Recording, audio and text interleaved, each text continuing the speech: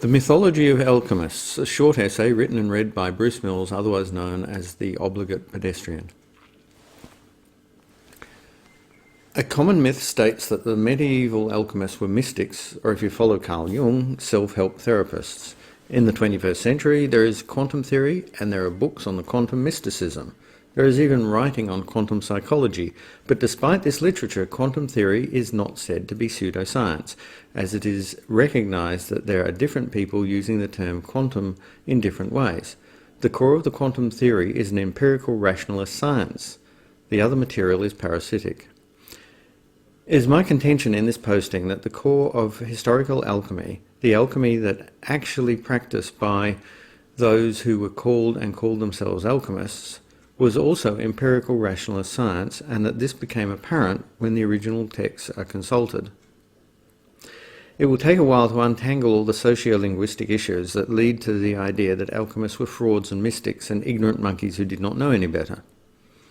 The most crucial question, one that rather bothered me until I found what seems to be the core of the answer, is why do we even have two words, chemistry and alchemy?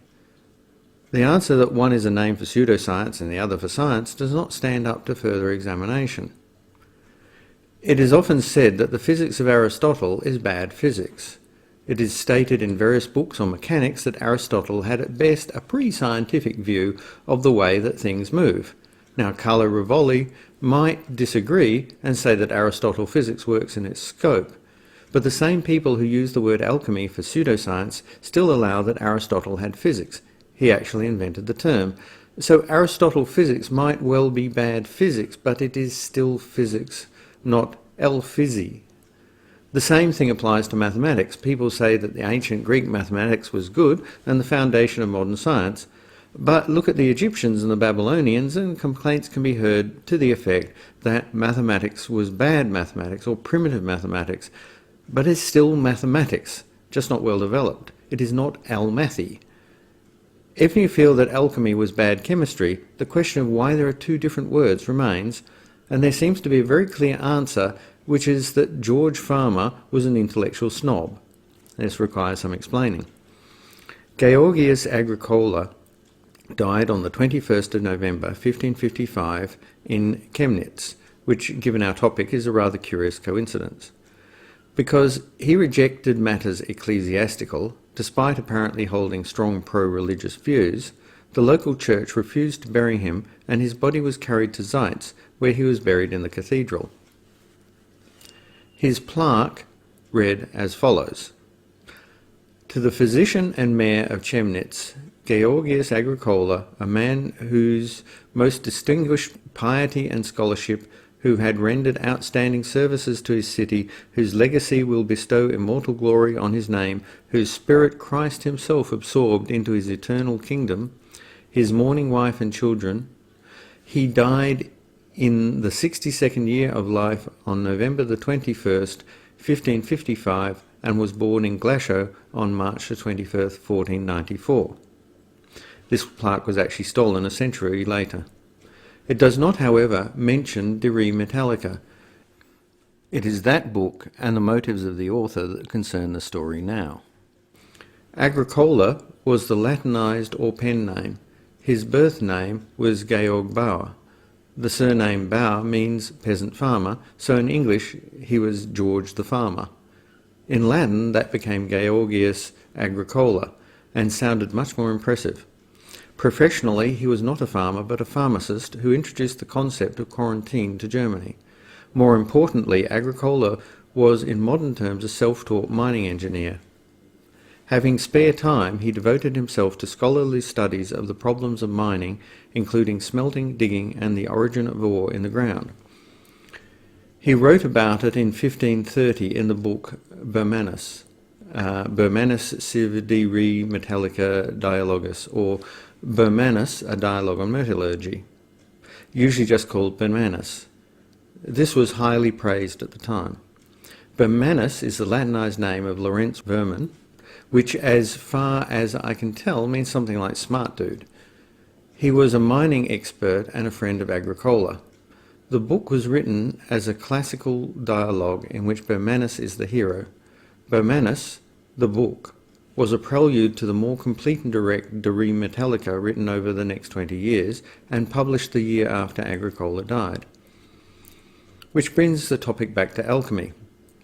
Clearly, alchemy is an old word. Its origins go back to the Greco-Egypt period as the word chem, possibly meaning black or possibly meaning metallurgy, and it passed through the Arabic peninsula where it resided for a few centuries and picked up the prefix al and also the sulfur and mercury theory of metals. Alchemy appears to have its origin in the study of plant-based dyes.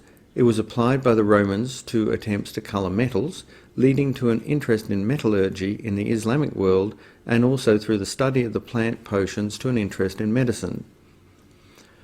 Who exactly was and was not an alchemist is not quite as clear as I might have implied earlier. Several people, including Agricola and the unrelated but roughly contemporary Paracelsus, actually distanced themselves from the alchemists. But this was not so much their studies did not come under the scope of alchemy, but rather more a matter of proclaiming that they had a different and better theory. Note, I could not find out a definitive pronunciation of chrysopeo,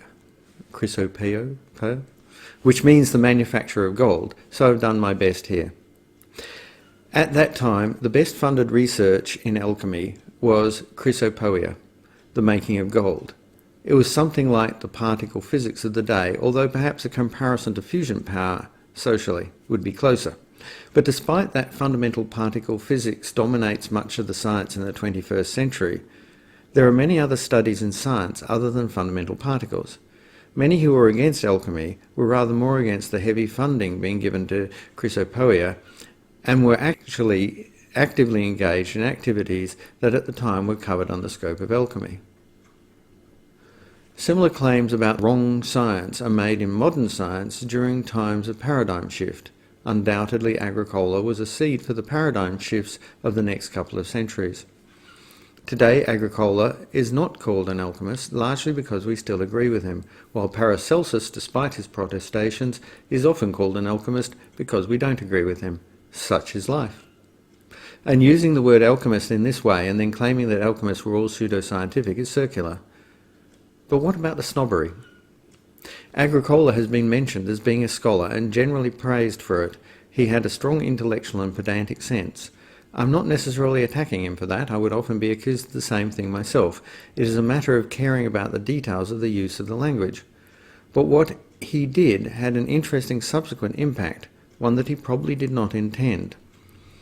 Knowing that the word alchemy had its origin in the Greco-Egyptian chem, coupled with the Arabic el and the ending ia to produce alchemia, which became a single word alchemia in Latin, Agricola proposed that the L should be dropped because it was the Arabic definite article and not part of the core word that carried the meaning.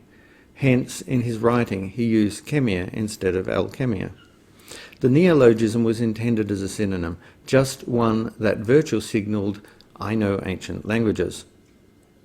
That was the Latin. What about the English? If translated into English, alchemia should have been alchemistry, if chemia became chemistry.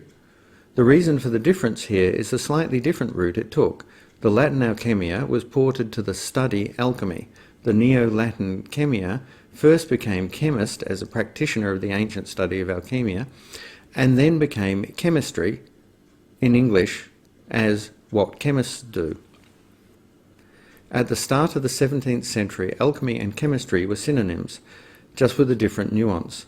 These distinctions only a matter of socio-linguistic accident. The semantic nuance came from the fact that De Re Metallica was considered a magnum opus. It was used as the primary text for mining engineering for the next couple of hundred years. It was the first such book since the writings of Pliny the Elder, who died in the year of our Lord 79, and also wrote on the topic of mining and mineralogy. Pliny the Younger was his son, who wrote a critique on the up-and-coming Christian religion. This does not concern us here. This meant that if one worked in alchemy, but if you saw yourself as aligned with the future, let's say the Democrats in the USA, one used chemia to signal that you had read De Re Metallica and you were up with the latest ideas. But if one wanted to align with the qualities of tradition and the past, say the Republicans in the USA, then one eschewed Agricola's neologism in favour of alchemia, which had been the standard in Latin for hundreds of years. This was the state in 1630, but by 1730 the words had diverged in meaning, especially because there were two words allowing this to happen. And as one might imagine, the word for traditionalism was elided into the word for ignorant monkey who does not know any better, especially since Europe at the time was aligning itself strongly with technological superiority and invading the rest of the world. As a result, it became popular to denigrate the work of the past as being useless and surpassed. In the 1600s, for example, it was declared that the mathematics of the moderns had now surpassed the mathematics of the ancients and was heading out into the world to make its own life. Several advances in chemistry in the 1700s were explicitly promoted as being a new understanding and a demonstration of the principle that the future owed nothing to the past and was entirely the credit of the present. Similar behaviour and beliefs can be traced in the history of the study of the solar system, especially in the views of the works of Copernicus, Galileo and Newton. But that is outside the scope of this story for now. That is the skeleton of the idea. There's much flesh that needs to be placed on those dry bones. For example, the idea that alchemy is entirely about obscure magical diagrams of kings and griffins seem to have come mostly from popular science books of the 17th century that were written and read about in the same way that quantum mysticism is written and read about in the 21st century. The idea that alchemists were somehow isolated fools trying to make gold by mystical, magical means is contradicted by the fact that in the 1500s and even up to the late 1600s with James II in England, that kings and queens in Europe were paying out large wads of cash to support royal research into the manufacture of artificial gold. The idea is not absurd if you suppose that gold is a compound, and the precise nature of gold as a chemical element was part of a theory that developed 100 years later. At the time, the theory suggested gold was a compound.